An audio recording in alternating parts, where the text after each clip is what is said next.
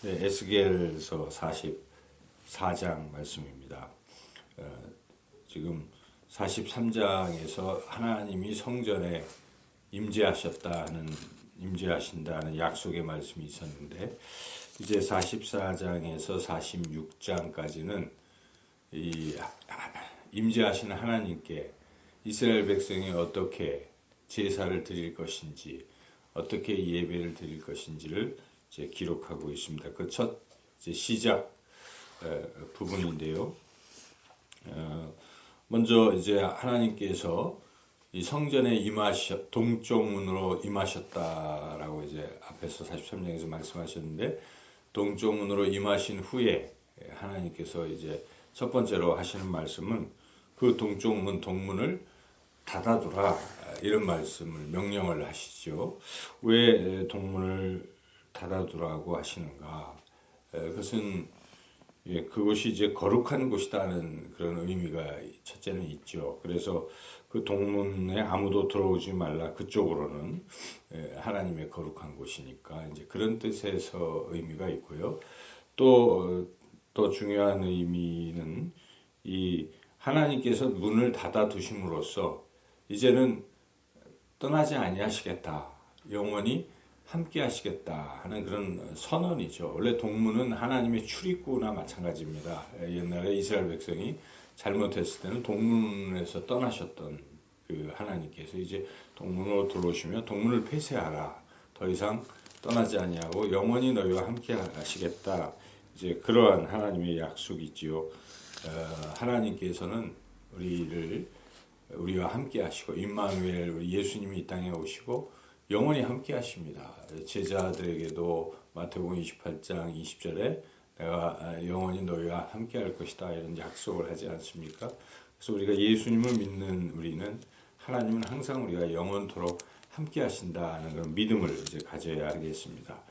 그리고 하나님께서 이어서 에스겔을 데리고 또 말씀을 하시는데, 그것은 이 성전에서는 거룩해야 한다, 이제 그런 말씀을 강조하고 있습니다. 근데 과거에는 너희들이 이 성전을 더럽히지 않았느냐, 이제 그런 말씀을 하는 것이죠. 그래서 이스라엘 백성들이 첫 번째는 이방인들, 하나님을 믿지 않고 하는 이방인들을 데려다가 그냥 거기서 마음 놓고 이런 상태가 있었다는 것입니다. 그래서 그것은 하나님의 거룩한 성소를 이제 더럽힌 그런 행위다 하는 것이죠. 오늘날도 우리가 교회에 믿지 않는 사람들을 자꾸 초청하고 이렇게 하는 것이 물론 가장 중요한 일이지만, 그렇다고 해서 세상의 그 문화와 문물이나 세속적인 것을 함부로 들여와서 교회를 어지럽히고 하는 이런 행위는 옳지 못하다는 것입니다. 우리 하나님이 우리를 사랑하시사 막힌 담을 하시고 휘장을 가르시고 우리와 함께 하시는 그런 귀한 은혜를 주셨다고 해서 우리가 하나님을 만홀히 여기고 함부로 대해야 한다, 그런 뜻은 아닌 것입니다. 그래서 우리가 하나님을 경외하는 것을 잃어버리면 안 됩니다. 오늘날 자칫 이 교회에서 신앙생활할 때 함부로 행동하는 경우가 있습니다. 교회에서도 그냥 마음대로 자기 마음대로 마치 하나님이 계시지 아니한 것처럼 그렇게 행동하는 것이 과연 옳은 것인가? 그렇지 않습니다.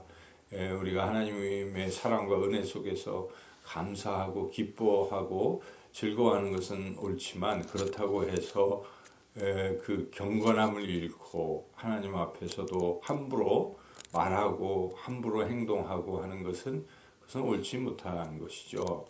그래서 그러한 것도 우리가 잃어서는 안 된다는 것이죠. 그래서 교회에 와서 신앙생활 할 때는 늘 하나님이 여기 계시다 하는 그런 겸손한 마음으로 하나님 앞에서 그런 거룩함을 상실하거나 세속적인 어떤 그런 것들을 함부로 교회에서 자꾸 이렇게 하는 것은 옳지 못하다는 것을 우리가 깨닫게 됩니다. 그리고 하나님께서는 이제 강하게 말씀하시는데, 레위 이 사람들이 과거에 이 함부로 행동을 했기 때문에 하나님이 거기에 대해서 징계를 하신다. 그래서 레위 사람들은 제사장 직분조차 이제 박탈하시겠다. 그들이 함부로 했기 때문에 거기 이제 박탈하시고 그냥 너희들은 이 수치를 당할 것이고 가까이 성물 지성물에는 가까이 오지 못하고 그냥 성소의 문지기 정도 또 그냥 이렇게 뭘 움직이는 운반하는 이런 일만 해라. 이렇게까지 말씀하시죠. 13절 14절에 보면 그들이 내게 가까이 나와 제사장의 직분을 행하지 못하며 또 내 성물 곧 지성물에 가까이 오지 못하리니 그들이 자기의 수치와 그 행한 바 가증한 일을 담당하리라. 그러나 내가 그들을 세워 성전을 지키게 하고 성전의 모든 수종드는 일과 그 가운데서 행하는 모든 일을 맡기리라. 이와 같이 이제 핵심이 되는 지성물 뭐 이런 거는 못하게 하고 그냥 이렇게 문을 지키고 또 물건 다루고 수종드는 이 정도만. 이것은 그만큼 성전에서 함부로 하는 행동에 대해서는 하나님이 매우 싫어하신다는 것을 강조하는 말씀이라고 볼 수 있겠습니다. 그런데 그렇게 함부로 하는 사람들도 있었지만 그래도 특별한 사람들이 있었다는 것입니다. 이 사람들은 그 하나님의 성전에서 거룩함을 지키고 애를 썼던 이런 사람들, 이 사람들에 대해서는 하나님께서 놀랍게 축복하신다는 그런 말씀이죠. 그 사람들이 바로 사독 계열의 제사장들입니다. 여기에 보면은 15절에 이런 말씀이 있습니다. 이스라엘 족속이 그릇 행하여 나를 떠날 때에 사독의 자손 레위 사람 제사장들은 내 성소의 직분을 지켰은즉 그들은 내게 가까이 나와 수종을 들 때 내 앞에 서서 기름과 피를 내게 드릴지니라. 주 여호와의 말씀이니라. 이렇게 사독 계열을 말씀하고 있죠. 사독 계열은 언제 때 사람인가? 솔로몬에게 충성했던 그런 사람이죠. 그래서 솔로몬 왕이 그 성전도 이렇게 하나님께 봉헌하고 할 때에 바로 이 사독 계열을 제사장으로 임명했습니다. 물론 그 뒤에 예수님 당시에는 이 사독 계열이 바로 사두개인들이 돼서 좀 좋지 않아졌지만은 그래도 이 사독 계열이 계속 그것을 지킨 것이죠. 그래서 하나님께서 에스겔을 통해서 특별히 이 사독 계열을 축복해 주시는 말씀을 약속을 하고 계십니다. 그래서 그들에게 이제 축복을 하시는데 그들에게도 이제 주의는 주는 것입니다. 앞으로도 계속 그 제사장 직무를 감당할 때 첫째도, 둘째도, 셋째도 성결이라는 것입니다. 그래서 우리가 레위기 말씀에 보면 제사장들은 항상 흉패나 이 머리에 성결이라는 그런 것을 써붙이고 제사장 직분을 감당했던 것이죠. 그러니까 핵심은 성결함입니다. 거룩함. 여기에 그 제사장의 사독계의 제사장들은 옷도 깨끗하게 옷을 입고 몸도 머리털 잘 깎고 정결하게 하고 포도주도 마시면 안 되고 또 심지어 22절에 과부나 이혼한 여인에게 장가들어서도 안 된다. 이런 모든 내용들은 시체를 가까이 해서도 안 되고 등 이것은 무엇을 말합니까?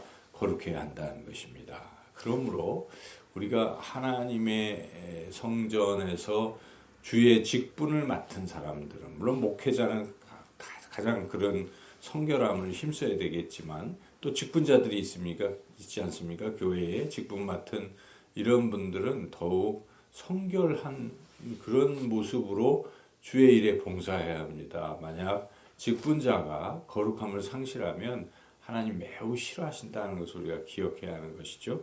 이렇게 하나님께서 특별히 이 직분자들이 거룩하라 말씀하시고 그 직분자들에게 축복하시는데 그것이 이제 마지막 28절에서 31절까지 그들에게는 기업을 주시는데 그 기업이 하나님이시다. 그러니까 하나님께서 모든 것을 공급하시겠다. 이런 뜻입니다. 그래서 하나님의 일에 힘쓰는 사람, 거룩하게 주의 직분에 충성하는 사람은 하나님이 책임져 주신다는 것입니다. 너희는 먼저 그의 나라와 그의 의를 구하라. 그리하면 이 모든 것을 너희에게 더하시리라. 우리 예수님이 마태복음 6장 33절에서 말씀하지 않습니까? 그렇습니다. 그래서 우리가 오늘 본문을 통해서 깨닫게 되는 것은 우리가 교회에 봉사할 때의 태도입니다. 교회에 와서 신앙생활 할 때의 모습은 경건성을 잃지 말고 세속에 물들지 아니하고 아주 거룩한 깨끗한, 물론 세상 속에서 우리가 거룩한 길 다니고 거룩하게 살아야 되는 것이고, 그렇게 거룩함으로 하나님께 봉사하라, 이런 말씀입니다. 그리고 또 그렇게 하나님 앞에 진실되게 거룩하게 신앙생활을 하면 하나님께서 모든 것을 기업이 되셔서 책임져 주신다는 그런 약속의 말씀 우리가 믿고, 오늘도 하나님 앞에서 또 교회에서 더욱더 거룩하고 그런 신앙생활을 하시고 또 하나님 주시는 귀한 복을 누리며 살아가시기를 주님의 이름으로 축원합니다.